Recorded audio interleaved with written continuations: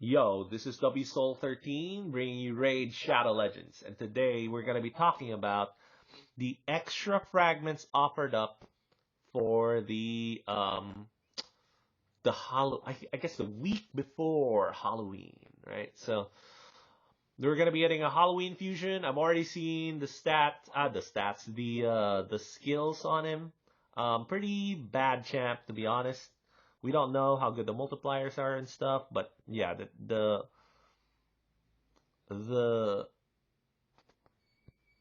skills aren't good. I'm just gonna throw it out there right now. So, Dragon Tournament, 1,000 point cap. It's a gimme. It's a gimme, and it's easy using only epic champions. Is this a thing? Really? Is it really just epic champions? Using only epic champions. All right. So let's take a look at the news. Halloween event marathon. This is the one we gotta look at. And raid event marathon is starting. So October 22nd to 23rd, that's right now. We're getting Ruel, Versolf, and Rorik. And you'll only be able to use epic champs. So you get 15 each, epic champs only. The next time will be in, so that's Dragon. That's the easiest one. Next one will be Kreela. Kreela's a good one. Yoshi, okay, but Faction Wars is coming out for Shadowkin. So yeah, Yoshi could be a thing there.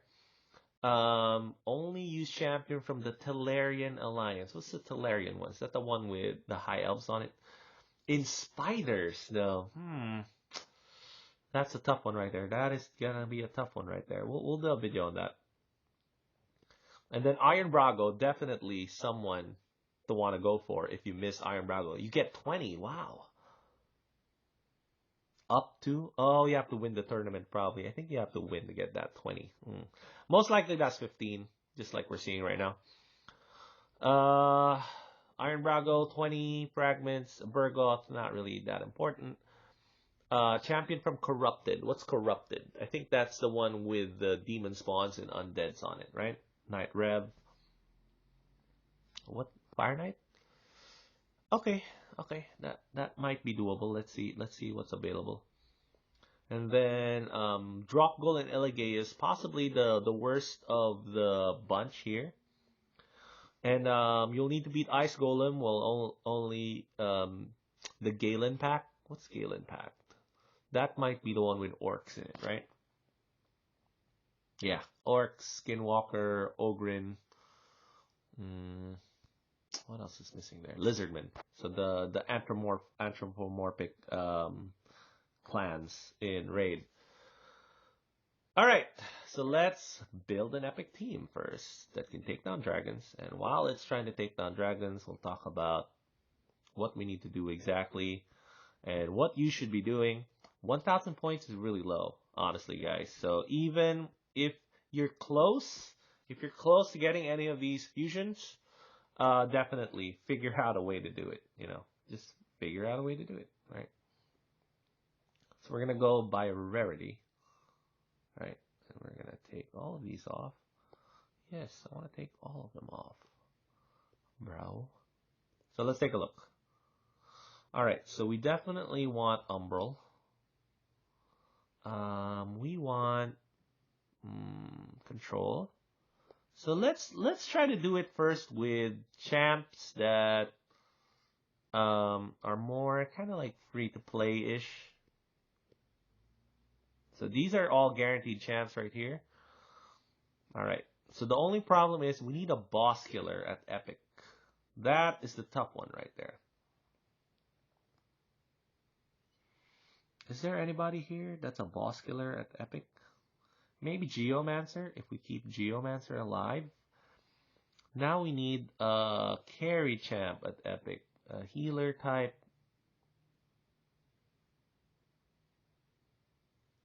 Healer type carry champ. Very hard. There's a fusion one right here.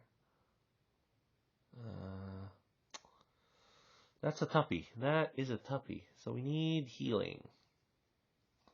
We need healing. We need carry stuff. So I guess this one, I'll just have to pick somebody. Maybe like, I guess we'll put anybody here. So maybe we'll pick rear guard. I love rear guard. So let's see if this team is good enough to bust through stage 20. This team is definitely good enough to bust through stage 16. So we'll do a 20 run, we'll do a 16 run. Yeah, so it doesn't necessarily have to be stage 20, guys. 16 is just fine. Because the points are just 1,000 points, so it's not that bad. And then the gear at 16 is actually not horrible. I mean, especially for this, if you're getting free fragments and you're kind of like limited in your choices, you know. So let's see what we got, right? But this is definitely a great team because you get a lot of control like that one. And you can kind of like grind through all these waves. So this is what you do when you build teams, you know? So when you build teams, you're thinking about synergies, right? So what works as synergies in Raid? So the most basic one is the one I keep talking about, which is the F2P Trinity. What is the F2P Trinity in Raid? So the F2P Trinity in Raid is your starter, your War Maiden, and then Apothecary. I think Apothecary is a guaranteed champ now for people that start a new account. Apothecary or Haikatun, whichever one you get first. And the reason why those work as an F2P or low spender type model for building teams is because you're forcing your speeds higher, so you take a lot of turns, right? So Haikatun got that speed aura on and then can do the speed boost. Apothecary can do the speed boost and then put heals on, right? Before you get Haikatun or Apothecary, it's actually not bad to try and farm for a Diabolist on Chapter 12, I think. Not bad, but also not necessary to do. I know a lot of people do it. For me, it's not that necessary. It's okay. It's okay. It's okay. It's good to have at first, but not that necessary. So, what's up? What are we doing here, actually? When you're cycling through your turns like that, you're going through fast, and you're hitting them,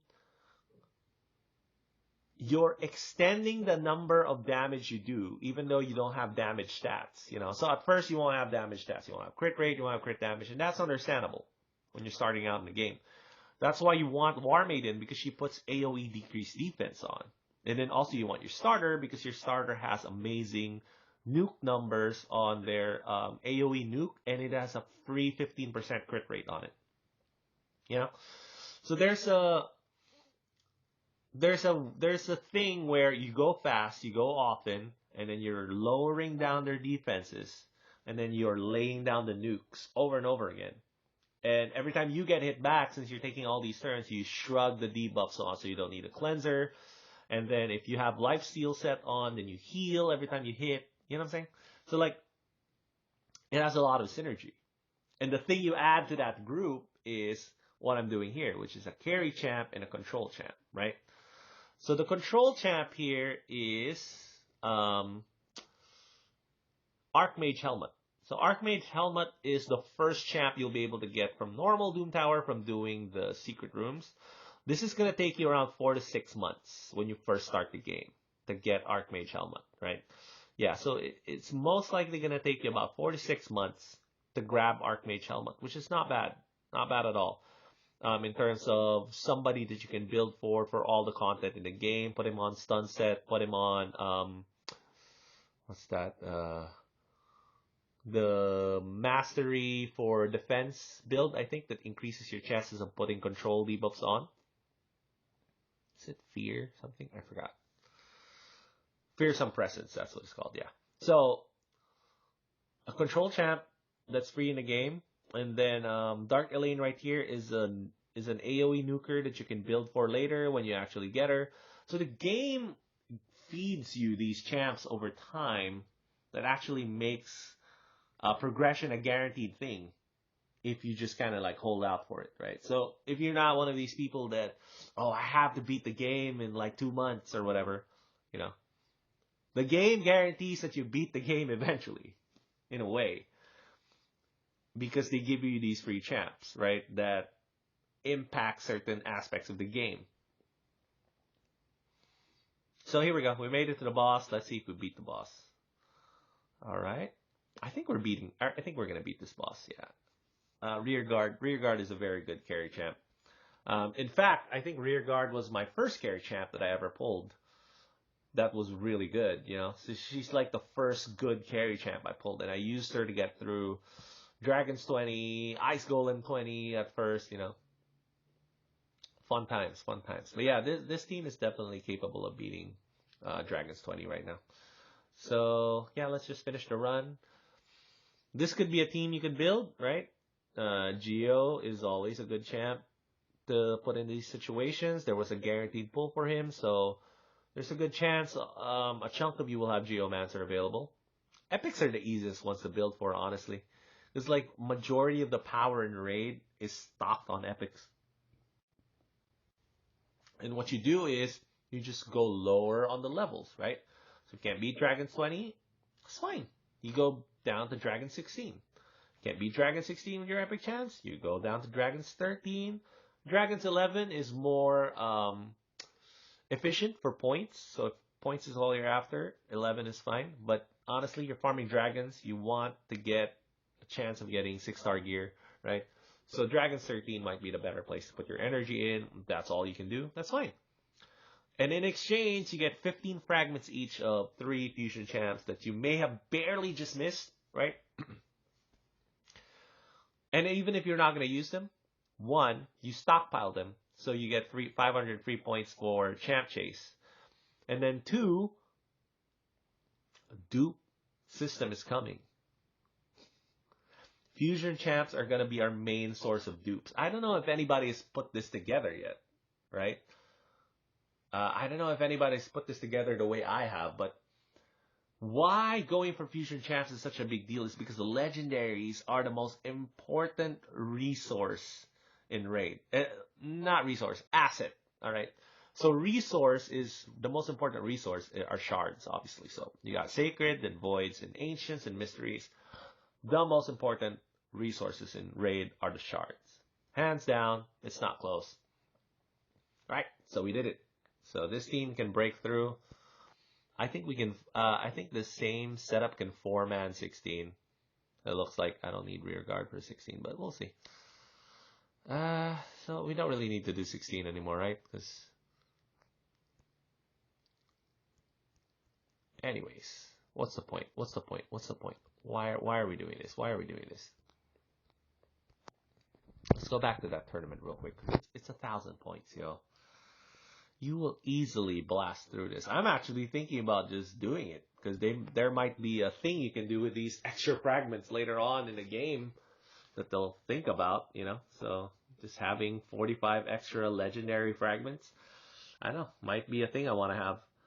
And you get some gems. I mean, gems aren't that great. All right, so my thing registered 21 points, so it's gonna take a few runs to get me to the 1,000. So we'll do the other the alliances tomorrow. We'll see what kind of teams we can pull together. So what's the point? The point is that fusions are our gateway to the game. You know, for me, in my opinion, fusion events and fusion champs are how F2P low spenders should be spending majority of their resources and time on. By majority, I mean like almost all your resources and time on. And just doing fusion events.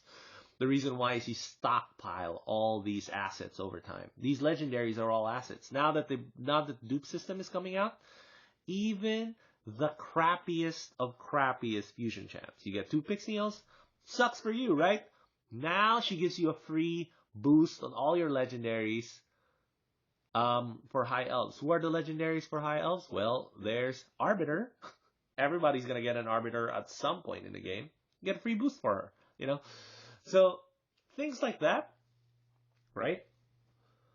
I think they're invaluable in the game. If you're willing to farm up these same boosts from Great Hall, right? If you're willing to farm up these same boosts for Great Hall, then this is basically Great Hall 2.0. The dupe system is going to be Great Hall 2.0, right?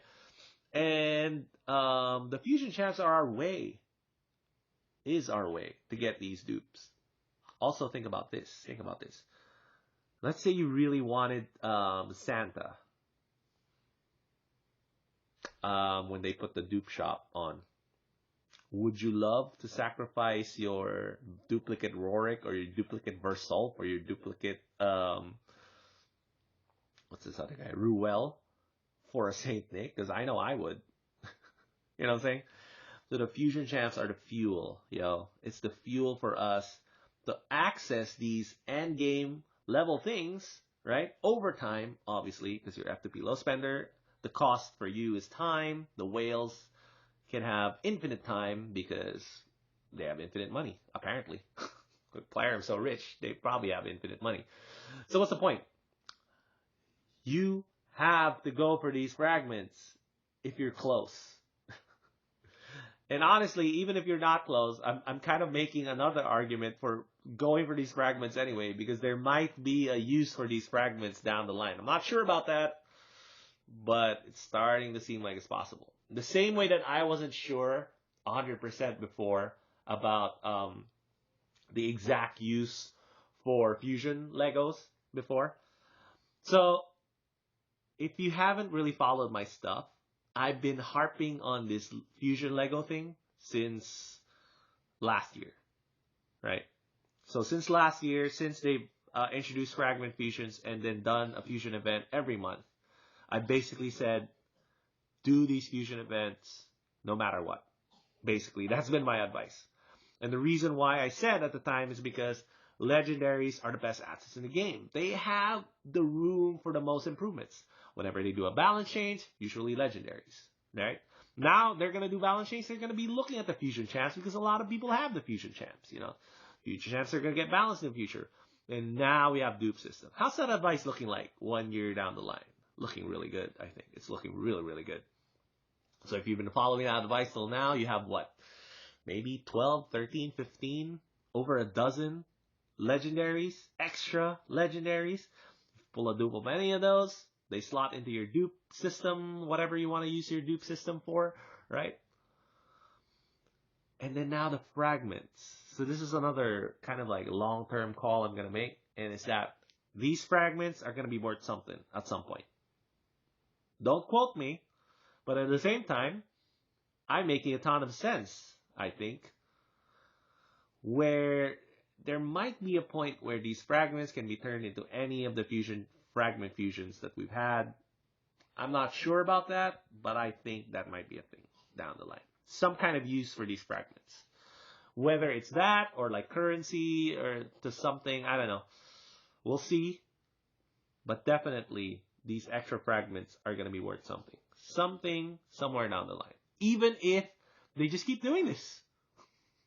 So eventually I'm going to be proven right anyway, because if they keep doing this, offer up fragments from past fusions, guess what? Eventually you'll be able to make another one of these. Right?